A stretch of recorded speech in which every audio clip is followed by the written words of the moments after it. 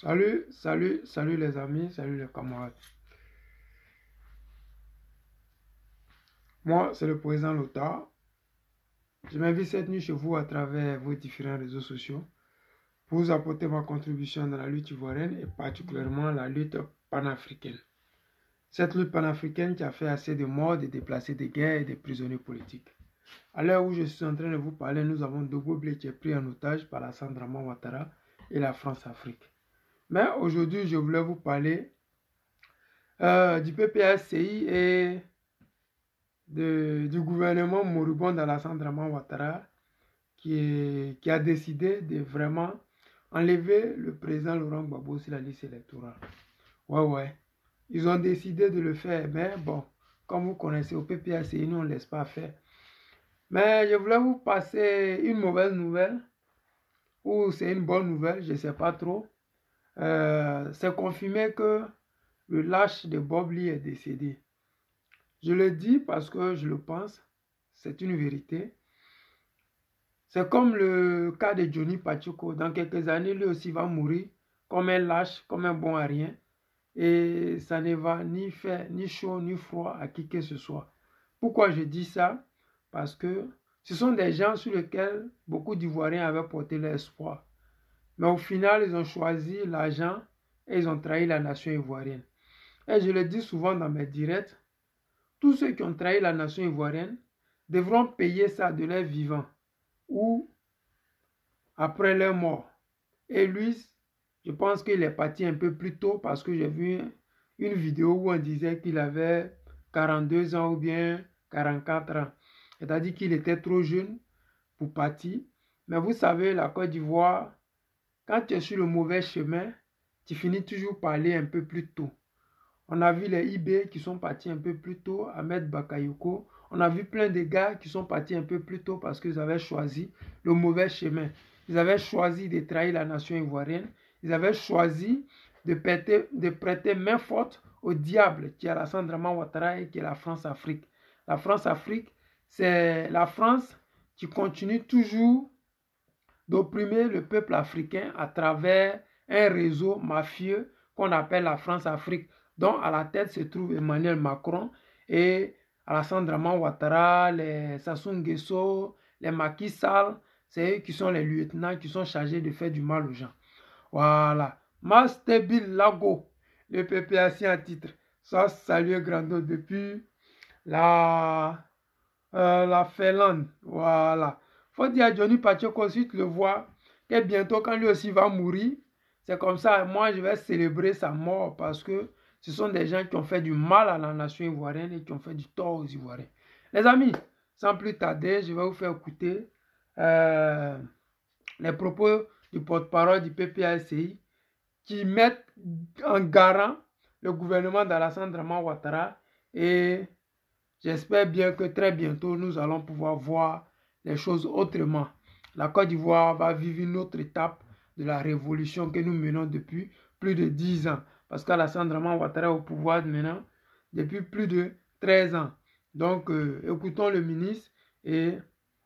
Je voudrais, avant tout propos et au nom de la direction du parti, présenter nos excuses pour le retard avec lequel nous commençons la conférence et surtout pour l'appel à pied levé qu'on vous a adressé et en même temps dit merci pour la promptitude à laquelle vous avez bien voulu répondre à cet appel. Merci beaucoup. On vous a appelé toute urgence pour cette conférence de presse parce que le sujet en lui-même est urgent. C'est pourquoi nous vous avons appelé et comme d'habitude nous allons faire lecture des propos liminaires et puis au besoin, si cela est nécessaire, faire des commentaires et puis après, si vraiment vous pensez qu'il y a nécessité de poser des questions, vous les posez. Alors, mesdames et messieurs les journalistes, merci pour votre étude, pour votre réponse à notre invitation de dernière minute. Cette invitation est justifiée par l'urgence du sujet qui a trait à la suite de la réclamation formulée d'abord par un groupe de jeunes citoyens ivoiriens, 350 au total, puis par son excellence le président Laurent Gbagbo concernant sa non-inscription sur la liste électorale. Au cours de nos précédentes conférences et points de presse, notre parti a relevé qu'il se donnerait tous les moyens pour suivre l'évolution de cette question qui crispe la vie politique depuis le 20 mai dernier. Effectivement, le parti suit avec la plus grande attention cette affaire et c'est pour vous en donner l'état d'évolution que nous avons appelé d'urgence. Des informations venant de sources totalement crédibles et dignes de foi font état de ce que M. Sourou Kone, premier vice-président de la CEI et superviseur de la CEI pour la circonscription électorale de Cocody, dont relève le président Laurent Gbagbo, a pris sur lui, en dehors de tout débat au sein de la commission centrale, de rejeter la réclamation formulée par les personnes qui le suivaient, c'est-à-dire les 350 jeunes, plus le président Laurent Gbagbo lui-même, et relativement à sa réinscription sur la liste électorale, et ce conformément à l'article 12 du Code électoral. Monsieur le ministre, attends un peu. Vous avez entendu? C'est-à-dire qu'au RHDP, comme au RDR, les djoulas qu'on a nommés, les djoulas qu'ils ont placés parce qu'ils connaissent Alassane Draman Ouattara ou bien parce qu'ils ont fait la rébellion avec Alassane Draman Ouattara, c'est-à-dire qu'ils ne font rien avec les preuves que le PPACI leur montre matin, midi, soir. Ils ne font rien avec la réclamation du président Laurent Gbagbo et de plus de 350 jeunes. C'est-à-dire qu'au RHDP, pour ne pas dire au RDR, les gens ont cette manière-là de toujours faire les choses par la force. Et comme Alassane Draman Ouattara, elle est venue au pouvoir par la guerre, par la déstabilisation du pays, ils sont toujours dans ce contexte-là. C'est-à-dire qu'un petit problème qu'on pouvait régler à l'amiable ou bien devant les tribunaux, on se retrouve là dans une situation où très bientôt la Côte d'Ivoire va s'embraser. C'est-à-dire que le PPACI fait mains et pieds pour ramener à la raison le RHDP ou le RDR d'Alassane Draman Ouattara, mais ce n'est pas compté sur, ce n'est pas gagné d'avance. Les amis, on continue parce que faudrait que les Ivoiriens se rendent compte de ce qui va se passer très bientôt. Alassane Ouattara avait dit, et je cite, « Je frapperai ce pouvoir moribond et il tombera comme un fruit mûr, pourri. » Donc, il faudrait qu'il s'apprête parce que ce que nous faisons maintenant, nous sommes en train de préparer le terrain. Ce que nous faisons maintenant, nous sommes en train de tâter le terrain. Ce que nous faisons maintenant, nous sommes en train de prévenir et avertir les amis, les camarades d'Alassane Draman Ouattara et tous ceux qui parlent à Alassane Draman Ouattara. Parce que ce mot-ci qui est arrivé en Côte d'Ivoire et qui ne veut plus s'en aller, je pense que c'est le virage, le dernier virage qui reste encore aux Ivoiriens à franchir. Parce que c'est le palier qui nous manque pour que cette révolution soit définitive. Oui, ce n'est pas de l'amusement. Si le Mali a réussi face à un dictateur comme Macron, ce n'est pas la Côte d'Ivoire qui ne fera pas. Si le Burkina l'a fait face à un dictateur comme Blaise Compaoré, ce n'est pas les Ivoiriens qui ne le feront pas pour le président Laurent Gbagbo. Parce que je le dis tout le temps, le combat que nous menons actuellement, c'est un combat de libération, mais c'est un combat pour laver l'honneur du président Laurent Gbagbo et de tous les panafricains qui sont tombés au combat sans qu'il n'y ait jamais eu de possibilité de pouvoir laver leur honneur. Écoutons la suite. Pour le PPACI, cette décision unilatérale de M. Sourou Kone pose un problème d'ordre moral, d'ordre politique et d'ordre juridique. Du point de vue moral, le sieur Kone Sourou, ancien membre du RDR, la direction du RDR, puis actuellement du RHDP, représente le président de la République au sein de la commission centrale de la CEI. Or, pour l'écrasante majorité de l'opinion nationale et internationale, le président Laurent Gbagbo est perçu comme le plus grand adversaire politique du président de la République, M. Ouattara. Il a peur. Ne serait-ce que pour sauver les apparences. M. Sourou Kone ne peut prendre de façon unilatérale une telle décision qui apporte un grand vent au moulin de ceux qui pensent que c'est le chef de l'État, M. Alassane Ouattara, qui, ayant peur d'affronter son plus grand adversaire, se cache derrière la CEI pour l'éliminer avant même le début de la compétition. Ah, c'est vrai. Au demeurant, la décision de M. Sourou Kone accentue la présomption de caporalisation de la CEI par le chef de l'État et son régime. Toute chose qui enlève la même couverture, la même couche de vernis de neutralité que cette commission peine à se couvrir pour donner un minimum de sens à l'épithète indépendante de la dite commission. Une telle attitude pose un problème d'ordre politique. Moral. Deux problèmes d'ordre politique. L'exclusion du président Laurent Gbagbo de la liste électorale est le sujet qui rend délétère l'atmosphère politique du pays. Une telle question, qui a un impact direct sur la paix sociale, ne peut être tranchée de façon péremptoire par M. Sourou Kone, fut-il le représentant de M. Ouattara, président de la République de Côte d'Ivoire. La prudence veut que cette question soit débattue par la commission centrale dans l'entièreté de sa formation, afin que tous les commissaires puissent émettre leurs avis, de sorte à assumer de façon collégiale le verdict qui sortirait des débats. C'est d'ailleurs ce qui a été prévu, selon nos sources au sein de la CEI. L'on se souvient par ailleurs que dans l'une de ses nombreuses interventions médiatiques sur le sujet, le président de la CEI a affirmé que la décision de rejeter l'inscription du président Laurent Gbagbo sur la liste électorale a été prise à la suite d'un débat au sein de la commission centrale. Le parallélisme des formes exige que la réclamation née de cette décision collégiale de la commission soit tranchée dans les formes identiques. M.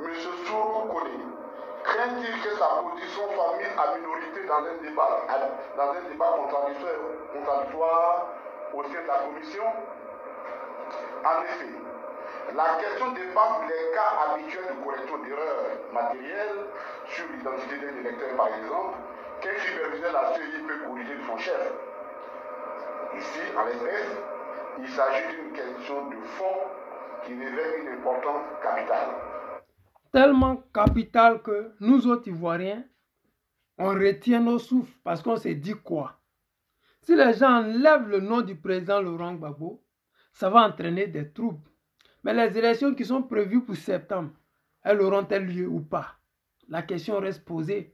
Est-ce que le gouvernement pense à organiser des élections d'une manière catastrophique comme ils l'ont fait en 2020 en prenant des hélicoptères pour aller voter dans des coins reculés parce qu'il n'y avait plus de voix, parce que les Ivoiriens avaient décidé de boycotter ces élections?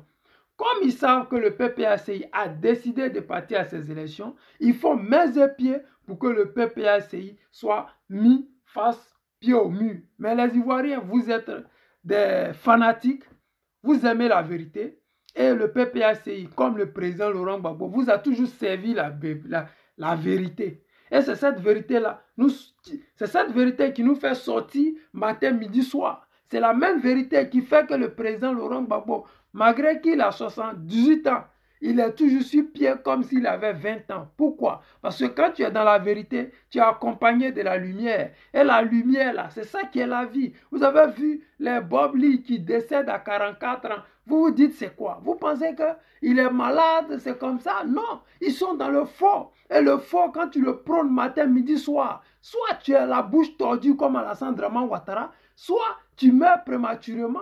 Et c'est dans ça ils sont. Et je pense que très bientôt, le prochain qui va suivre sur cette liste, je pense qu'il y aura Johnny Pachoko dedans. Oui, oui, ces personnes qui ont décidé de trahir la nation ivoirienne, qui ont décidé de mentir aux Ivoiriens, qui ont décidé de faire fi de la vérité, de la souffrance des Ivoiriens, pour dire aux Ivoiriens, il y a lumière dans le goudron, ils ont construit un immeuble, ils ont mis le lampadaire, alors que les gens ne mangent pas à la fin.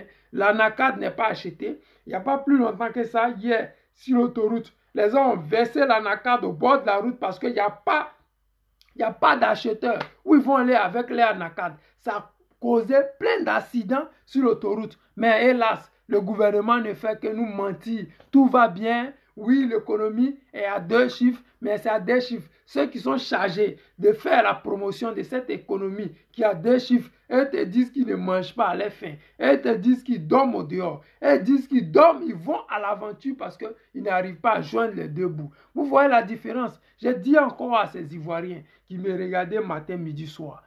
L'heure est grave. Nous sommes dans un tournant tellement grave que souvent je me pose la question, quelle est la décision que va prendre le président Gbagbo Laurent? Parce que chaque décision que le président Laurent Gbagbo prend, elle est toujours dangereuse pour la nation ivoirienne, mais dangereuse aussi pour les Ivoiriens. Parce que nous savons, ceux qui sont en face, ce sont des rebelles, ce sont des sanguinaires. Ce sont des gens qui ont égorgé des milliers d'Ivoiriens pour être là où ils sont. Ils ont enjambé des milliers de cadavres pour être là où ils sont. Ils n'ont pas l'intention de laisser des marches pacifiques leur faire perdre le pouvoir. S'ils doivent perdre le pouvoir, c'est les armes à la main. C'est pour cela qu'ils ont mis dans la main ivoirienne plein d'étrangers, parce qu'ils savent que ces étrangers, on leur dira, si le Draman Ouattara n'est plus au pouvoir, on va vous arracher votre passeport. Si Draman Ouattara n'est plus au pouvoir, tous les business illégaux qu'on vous a donnés, vous allez les perdre. Si Draman Ouattara n'est plus au pouvoir, les cocaïnes que vous vendez, la drogue que vous vendez, le trafic d'enfants que vous faites sans problème, tout ça, vous allez perdre ça. Ils sont obligés de mettre sur pied des gangsters, des rebelles pour empêcher les Ivoiriens de pouvoir manifester légalement en Côte d'Ivoire. Mais hélas, une révolution, elle se mène toujours dans le sang, dans le courage. Et si nous n'avons pas le courage, la volonté, l'envie d'aller mettre fin à cette dictature, je pense qu'on va rester là matin, midi, soir sur les réseaux sociaux à nous lamenter, à conjuguer, à pleurnicher, à critiquer pour critiquer. Alors que là où nous sommes arrivés, l'heure est très grave. L'heure est tellement grave que je me pose la question encore. Quelle est la décision que prendra le Widi de Maman? Quelle est la décision qui va faire chambouler cette dictature définitivement? Quelle est cette décision-là? Parce que tout le monde mondial a les yeux rivés sur le président Laurent Gbagbo. Les gens ont juste besoin qu'il appelle les Ivoiriens dehors pour qu'Alassane Draman Ouattara les assassine pour enfin dire que à cause du président Laurent Gbagbo, il y a eu des troubles. C'est pour cela qu'on va le condamner et on va l'empêcher d'aller aux élections. Sinon, vous aurez imaginé comment est-ce que le président Laurent Gbagbo, qui a été un ancien président, qui a été libéré, on n'a pas dit qu'il a été amnistié, il a été libéré parce qu'il a gagné son procès à la CPI. Mais après avoir gagné son procès à la CPI, il est condamné pour les mêmes faits de braquage, alors qu'il n'avait même pas l'argent pour pouvoir payer ses avocats. Dans son compte en banque, il n'y avait que son salaire, alors que son salaire-là ne pouvait pas payer ses avocats. Donc, dites-moi, vous qui êtes pressés, vous qui êtes dans l'armée ivoirienne, vous qui êtes ivoirien de souche, qui êtes en Côte d'Ivoire et partout dans le monde mondial, ouvrez les oreilles, apprêtez-vous, prenez vos léquets, prenez tout ce que vous avez sur vous. Si c'est les gris-gris, si c'est les croix de Jésus, si c'est les croix de Hank, si c'est vos Corans, prenez tout ce que vous pouvez prendre pour vous barricader, pour vous protéger, parce que bientôt, nous allons mettre fin à cette dictature. Parce que bientôt, le président Laurent Gbagbo, oui, va prendre son bâton de pèlerin et il va dire trop c'est trop. Parce que bien vrai, trop c'est trop. Vers la fin, il faut prendre une décision. Et je pense que le président Laurent Gbagbo doit vraiment se décider à prendre cette décision-là qui va vraiment mettre fin à cette marmaille qui ne cesse, à ces étrangers qui ne cessent de nous narguer. Parce que ce qui se passe actuellement, c'est un manque de respect vis-à-vis de ce combat-là. C'est un manque de respect pour tous ces morts. C'est un manque de respect pour toutes ces personnes de Douokoué. Parce que quand on juge le président Laurent Gbagbo pour crime contre l'humanité et qu'il est acquitté, alors qu'est-ce qui reste encore? C'est-à-dire que les charniers qu'il a eu à l'ouest, il y a des gens qui sont dans le gouvernement d'Alassane Draman Ouattara qui doivent répondre de ça. Alors comment comprendre? Celui qui est acquitté, celui qui est innocent, c'est lui-là qui est condamné et qui est enlevé sur la liste électorale. Alors que les Koné Zakaria, qui sont à la base de ces charniers-là, ils sont là sur la liste électorale. Comment comprendre? Les Alassane Draman Ouattara qui sont arrivés au pouvoir par la force, ils sont toujours là. Vous qui êtes Ivoiriens, vous qui êtes Africains, vous qui voulez la libération de la Côte d'Ivoire et de l'Afrique, je pense bien que le président Laurent Gbagbo vous appelle.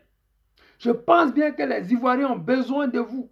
Parce que là où nous allons, ça va être difficile. Mais je pense que nous allons y arriver. Il faut du courage, il faut du bon sens, il faut de la volonté, il faut de l'envie. Parce que quand on parle matin, midi, soir, quand on répète les mêmes choses et on se rend compte que ceux qui sont en face, ils ont des comportements belliqueux. Ceux qui sont en face, ils ont des réactions belliqueuses. Ceux qui sont en face, ils ne prônent que la violence, la haine.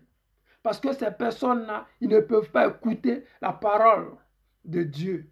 Ils n'écoutent que la violence. Parce qu'ils sont venus par la violence. Ils peuvent se maintenir au pouvoir que par la violence. Et cette violence, on va y mettre fin très bientôt. On va y mettre fin. Et je demande au président Gbagbo Laurent, Père, je pense qu'il est l'heure de libérer les Ivoiriens pour qu'enfin nous puissions vous rendre ce pouvoir-là.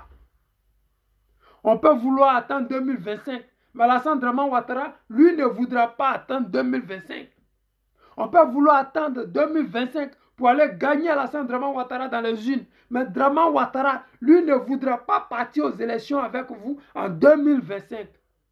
Oui, papa, tu connais l'affaire là. Homologue, tu connais l'affaire là. Draman Ouattara n'a pas l'intention de partir aux élections avec vous, monsieur le président.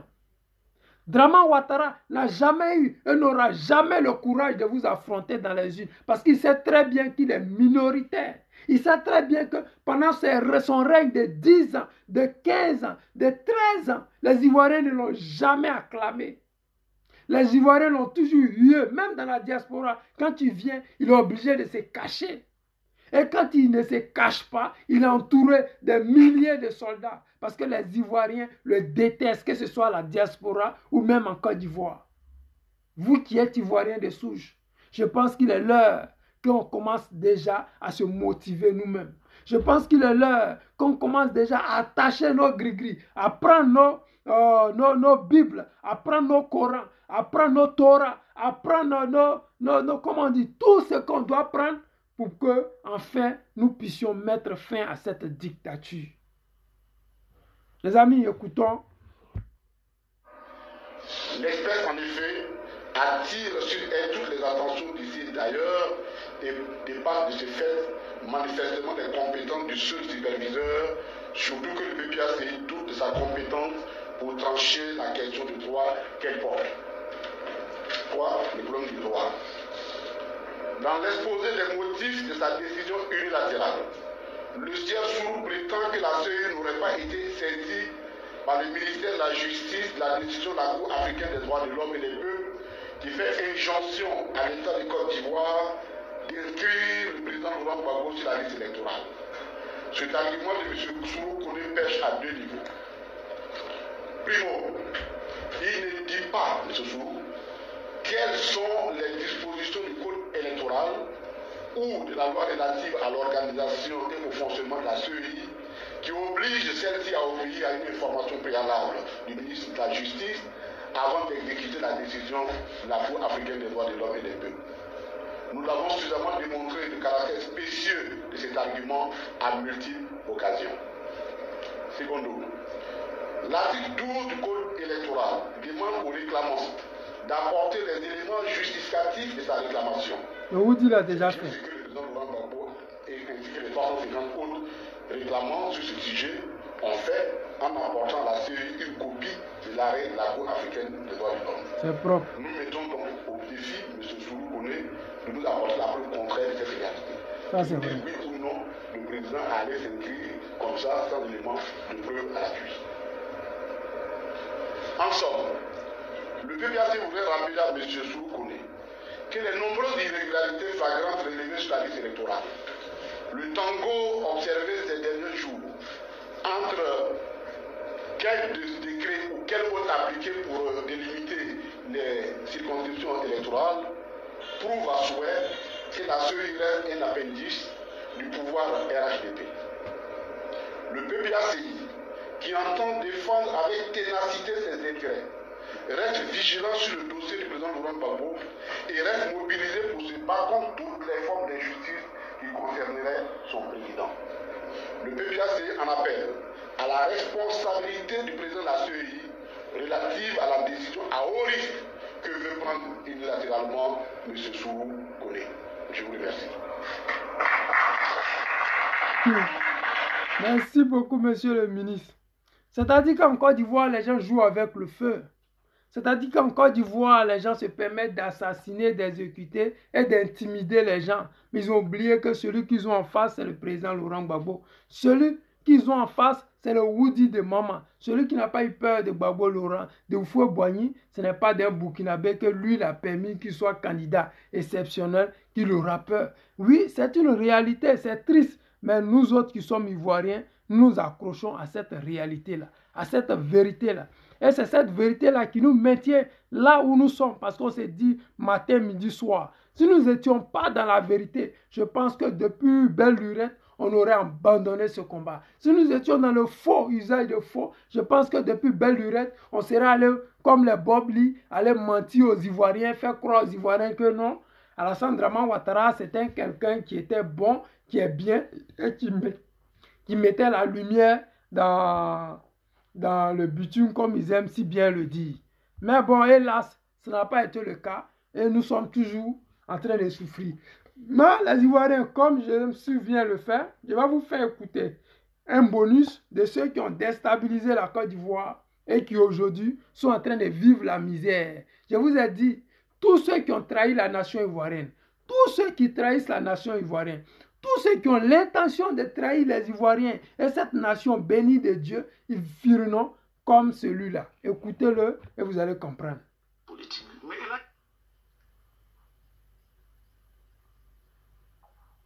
Ce boubou que je porte me l'était interdit en Côte d'Ivoire. Regardez bien son visage. Vous étiez sénégalais, burkinabé, malien. Ça c'est Soro. Pour le fait que vous étiez sénégalais, burkinabé, malien, on pouvait vous tuer dans la rue. Les clivages. Voilà, on pouvait vous tuer dans la rue. C'est des Gbagbo, il parle. Tués. On est même allé jusqu'à pourchasser des musulmans dans les mosquées. Ce sont des faits avérés en Côte d'Ivoire. Moi-même, leader du mouvement étudiant, je suis arrêté sur le pont. On me demande ma pièce d'identité que je n'ai pas. Je leur présente tout de même un passeport. À lire mon nom Soro, on dit que je suis un étranger. Et on me stoppe sur le pont pendant des heures et des heures. Imaginez le sort de tous ces citoyens lambda à l'époque.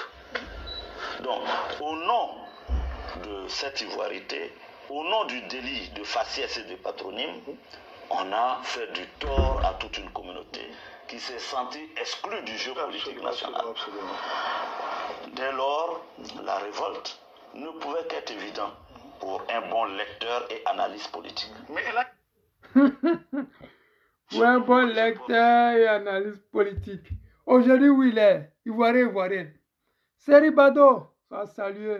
Mon frère Bruno Zier, tu connais la là. Partagez le direct, les amis. Où il est aujourd'hui, je vous dis tout le temps. Si vous trahissez la Côte d'Ivoire, il ne serait-ce qu'une seule journée, vous allez payer pour ça. Demandez au Woody de Maman, il va vous dire.